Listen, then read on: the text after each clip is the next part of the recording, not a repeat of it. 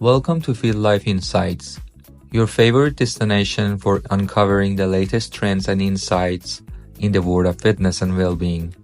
I'm your host, Shahab Shirani, and today we are diving deep into the captivating realm of sport apps and their profound impact on our behavior. This topic became a focal point for me during my involvement in the weekly park run at Zuider Park, a global phenomenon that brings communities together for free weekly 5K runs every Saturday morning at 9 a.m. in parks around all over the world. As a student of international sport management at the Hague University, during my minor in sport and sustainable development, I selected the park run community to explore any potential sustainability challenges associated with this popular community event. What I discovered was both thought-provoking and eye-opening. Each week, Zuider Park Run attracted a diverse array of participants, including a significant number of international visitors. In the midst of the supportive community and mutual dedication to fitness, a lingering question persisted in my thoughts. What was motivating individuals to embark on long journeys, often involving international travel, just to participate in a 5K run? Delving deeper into conversation with parkrunners and keenly observing their interactions, a compelling narrative began to emerge. It became clear that while many participants were driven by a genuine desire to improve their health and fitness, their mode of travel carelessly contributed to environmental challenges, particularly air pollution. This intriguing contradiction prompted me to explore the underlying factors driving this behavior. What I uncovered was a fascinating intersection between technology, community, and personal motivation. Apparently, the parkrun app called 5K, which is widely used by parkrunners, was causing this particular issue. This app, created by an independent developer, has gained popularity among parkrunners since it offers a way to track participation times, personal records, milestones, and take on different challenges. One particular challenge set by this app is known as the Alphabet Challenge or A to Z Challenge. It stood out as a significant motivator for many parkrunners. This unique endeavor tasked participants with completing parkruns in alphabetical order, with Zuider Parkrun offering a desirable opportunity to check off the elusive letter Z. While travel and tourism certainly played a role, my research revealed that for many the fascination of the Alphabet Challenge was the primary driving force behind their participation. After my encounter with Parkrun, I became more curious about how sport apps might affect people's behavior. I started looking into existing research to understand better how these apps shape our physical activity habits. As I delved into the literature on sport apps and participant behavior, I uncovered some fascinating insights that shed light on the influence of these sport apps on user behavior. One recent study conducted by Jean Key et al. Delved into the intricate relationship between participation motivation, satisfaction, and loyalty, and how these factors intertwine to shape user engagement with sport apps. The study highlighted that users are often driven by both intrinsic and extrinsic motivations when engaging with sport apps. For example, users may be intrinsically motivated by the joy of physical activity or the sense of accomplishment, while extrinsic motivation could include factors like social recognition or rewards offered by the app. Understanding this diverse motivation is crucial for app developers to design features that resonate with users and keep them engaged over the long term. Another compelling study by M. Volkars-Torrente et al. Delved into the broader context of online social networks and examined how sport apps compete for user attention in this crowded landscape. The study emphasized the importance of user perception and social responsibility in driving behavior within online communities. It highlighted that Users are more likely to engage with sport apps that align with their values and offer meaningful experiences. Moreover, the study pointed out the potential for integrating concepts of green design and sustainability into app development to encourage environmentally friendly behavior among users. Both studies underscored the significant influence that sport apps can have on participant behavior. They highlighted the importance of understanding user motivations, preferences, and values to design apps that not only attract users but also promote positive behavior change.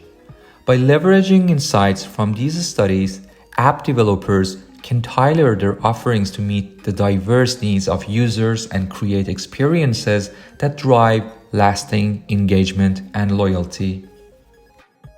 Armed with these insights, I was eager to delve deeper into the topic through an interview with Raphael Priftis, a university lecturer specializing in esports and technology. I hoped to gain further insights into the role of sports apps in shaping participant behavior and explore potential strategies for enhancing their effectiveness. Since 2021, Raphael has been closely collaborating with esports developers, gaining first-hand insights into the industry's dynamics and emerging trends. His previous roles include serving as a sports marketing intern at the House of Esports, where he had the opportunity to work closely with developers and immerse himself in the world of esports. These experiences have provided Raphael with unique perspective and valuable insights that he brings to our conversation today. So let's dive into our conversation with Raphael Priftis. Okay, so thank you for being here today, Rafa, and sharing your time here with us. As you may know, that sport apps are having a very influential part in the world of sport these days, especially the running apps and gym apps and all the other apps out there. They have they play a crucial role in the participants' behavior. So I thought you would be the perfect person since you have a first-hand experience on technology topics in context of sports. I thought maybe you could be the perfect person to answer these questions. So I just want to know what initially drew you to the topic of esports and what motivated you to pursue a career as a lecturer in the Hague University. Yeah, first of all, thanks for letting me be here. Thanks for inviting me over. It's my pleasure to share my experiences with you. I think, things just come along your way. And when I was doing my own study back in the days, a couple of years ago, my first internship was on esports. I didn't really choose for it. I just met the right people. And then I was like, hey, gaming, esports. I remembered myself back in the days when I was 15, 16, gaming. And it was quite a pleasant time and period. It was a time where you kind of like escape the real world and get into that digital world. And let's be, frankly, like the digital world is not that bad, right? Like that Crocodile Dundee where people think, oh, if you game or you're or if you're digitally oriented, you're like fat and you drink a lot of Coca-Cola and you eat chips.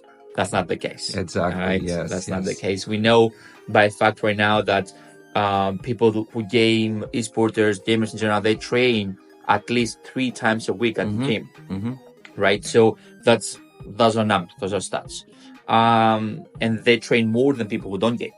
Yeah. So being technologically savvy is not such a bad thing, and being a gamer is definitely not a bad thing because there's competency that you can actually acquire throughout that whole process.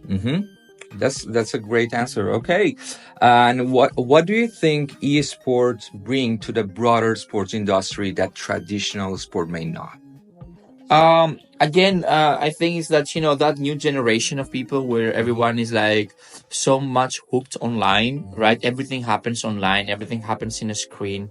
And having that experience, that eye-hand coordination, right? Yeah. The skills that you need to have in order to be able to run those computers, those programs, and being able to understand technology, right? Especially right now with the introduction of AI, chat, and communication wise, right, is way faster. Having that as a tool right now, as a talent, and being able to utilize it at maximum, I think that's what gamers, esporters are way much more ahead in terms of information, publication, like online interaction. I think digitalization, marketing. I think traditional sports can definitely learn from that. Yeah. Okay, great to and know. interacting with, and I think the best one is interacting with their fan base. And personally, I just wanted to know if you use currently any sport apps on your mobile device. Yeah, absolutely. I do train. I go at the gym quite a lot, so I have my gym app. I changed a few gyms, so I still have the previous apps from the gyms. Back in the days, I used to have like an app that tracks my steps, so I could just go for a run, and then I would know what my heartbeat is, linked to my Apple Watch, how many calories did I burn, and all that. So it's quite helpful. Yeah. And in your opinion, what behavioral aspects can be influenced by these sport apps? How do these sport apps influence participants' behavior, basically? I think it's motivation, right? So when we talk about behavior, what's behavior, right? Is your attitude towards the sport, your attitude towards the tool that you're using. Are you even in need of the tool, right? So back in the days, for instance, I'll give you an example. I used to train at Train More, and at Train More, there has this policy where every time you go, you get a discount of €1, right? And obviously, you have your app. So I would go to the app. I didn't have the card. There was a QR code that I could open from the app, and then I would get into the gym. So I didn't even need the cards, or I didn't need So the app helps me do that. So meaning I have interaction with the app, I need the app. At the same time, I'm also being able to track and monitor how many times I've been at the gym during that week or during that month. Because otherwise I would be like, oh, I don't even remember anymore how many times I got, right? But it also gives an insight to the gym to monitor my process and be able to advertise their tools, advertise their products, and so on. So it goes both ways, right? It's good for me as an athlete or as someone who likes sports and who is technologically savvy, right? Who enjoys technology as well at the same time. And it gives the gym an opportunity to be able to track their customers. Exactly. So it goes both ways in this case. Yeah. And in terms of behavior, attitude, it's the being able to, motivate yourself, being able to monitor yourself. So those are things that those type of apps can actually help you with. Exactly. Thank you so much. So, what do you think about the dependency that we have on these apps? Are we really relying on these apps too much these days, or? I mean, are you asking me if we're really addicted to them? Yes. No, I don't think we are addicted to the apps. No, I don't think so. I mean, what we are is definitely dependent on them, especially when you want to get into the gym. You need, you need the QR code. So yeah, sure, you can open your app. But I don't really like in any other app ways as well. Like, why should we only, use it for the negative effects or the negative aspect when it comes to this type of apps like sports or whatever? Because at the end of the day, you have an app for your bank account. You have an app for your work. You have an app for your train. You have an app for everything nowadays. Yeah, absolutely. Apps were designed to make your life easier. And if that comes with the cost of you being addicted to them or dependent, I mean, so be it, I guess, right? Yeah. Do I need my app all the time? No. Is it handy to have it? Absolutely. Yeah. So why is it negative to be able to, use your app? Like, in my opinion, I'm definitely not addicted. I'm definitely not dependent on it. It just makes my life easier. Okay, great to know. And from your perspective, what defines a high quality sport app? Well, that's a good question. I mean, I've seen a couple of apps. I've used a couple of apps and using a few apps right now. I think there are some standards and measures that you need to have, right? So a tool such as a sports app needs to be able to provide you with a couple of opportunities, right? So you would think of, if it's a gym app, you would think, okay, access to my gym. So I need to have to carry any cards, track my progress, track my diet, give me the opportunity to track my interaction with other members, track my my health, right? So if I'm in the gym and I'm running, I want to be able to see, okay, where can I get, monitor my my food, if anything, right, nutrition wise, or give me advice.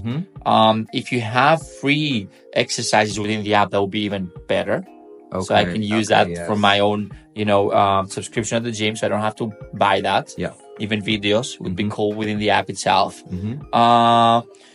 Community wise, can you offer a community build through the app, right, where people from the same gym can be at the same app, and then you'll be like, hey, I've seen this guy like a couple of times next to me, but I don't know his name, right? So because it feels like how many times you go to the gym, or in general you train, and then there's people around you and you're like, I've seen you a few times, I don't know who you are, right? So why not have a community built within the app itself, right? Either it's for running or for the gym or for snow, whatever you are.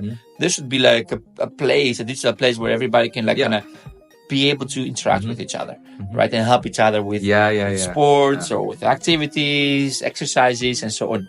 And I think finally, kind of like give me an overview of where do I really want to go to in terms of my body, in terms of my health, and so on. So I think those are things that an app should have. Is it visible? I haven't seen all of them in one app so far. And if anything, some of them require you to pay extra money to open new scales. And so, and I find that a little bit annoying. Okay. Those were absolutely very interesting insights, Rafa. Thank you for sharing that. And for the last and final question, with all the advancement that we had in artificial intelligence, do you anticipate any significant changes in the development of sport apps in the future? Oh, yeah, absolutely. I think we're just at the beginning. Okay. Especially with the introduction of ChatGPT, AIs in general, artificial intelligence is kind of like leading the way right now. And I wouldn't be surprised if at some point you just have like a personal trainer, an AI personal trainer where you can actually just, interact with at the same time, monitor your movements probably somehow, right? And would you think that this advancement can influence us more even behavioristically in terms of... It could motivate us. Okay. Right? Because you feel like you have somebody to go to the gym. Like how many times you go to the gym and you think like, oh, my gym buddy cannot make it today. I'm on my own. I'm not going to go. Yeah. Right? But then there's something on your phone being like, hey, lazy, get up. You got to go to the gym. Yeah. Right? So you think like, or how many times you send the message to your buddy and it's like, hey, so we go to the gym at 9. And they're like, sorry, mate, I can't make it. And then you think, you know what? I can't make it either. Yeah. So thank you so much. That was the end of our interview. Thank you for being here. Absolutely. And it's the future. Yeah. It's the future. Technology is the future, and whatever we might think that it's affecting us, it does negatively and positively at the same time. At the end of the day, it's about balance and being able to understand what's important to you. Okay. So use it as a tool and not as a means of interaction or as a means of existence, because that's not the purpose of it. Okay. Thank you so much, Rafa, for being here today and sharing your wonderful insights with us. I wish you a great day ahead. And thanks, buddy. My pleasure. Thank you so much. In conclusion, our exploration of sports apps and their influence on user behavior has provided valuable insights into the intersection of technology and fitness. From our literature review to the first-hand perspectives shared by Raphael Priftis, it is evident that these apps play a significant role in shaping how we engage with physical activity. Our examination of the literature revealed a nuanced landscape where the impact of a sports app on participant behavior varies. While one of these studies highlights positive correlation between app usage and factors such as motivation and satisfaction, the other one finds no significant relationship. This underscores the need for further research to better understand the complex dynamics at play. Moreover, Raphael's insights from his experience as an esports professional and lecturer shed light on the practical implication of these findings. His observations on the increasing prevalence of esports and the evolving role of technology in fitness underscores the need for app developers to prioritize user engagement and experience. Furthermore, Raphael's discussion on the potential future advancement in app development, particularly with the integration of AI, highlights the evolving nature of this field. As technology continues to evolve, so too will the ways in which sport apps influence user behavior. And ultimately, while sport apps offer exciting opportunities to enhance our fitness journey, they also present challenges and questions that warrant further exploration. By continuing to study and understand the impact of these apps on user behavior, we can leverage technology to create positive and sustainable habits that benefits us all. Thank you for tuning in to FitLife Insights. I'm Shahab Shirani. Until next time, stay active and stay healthy.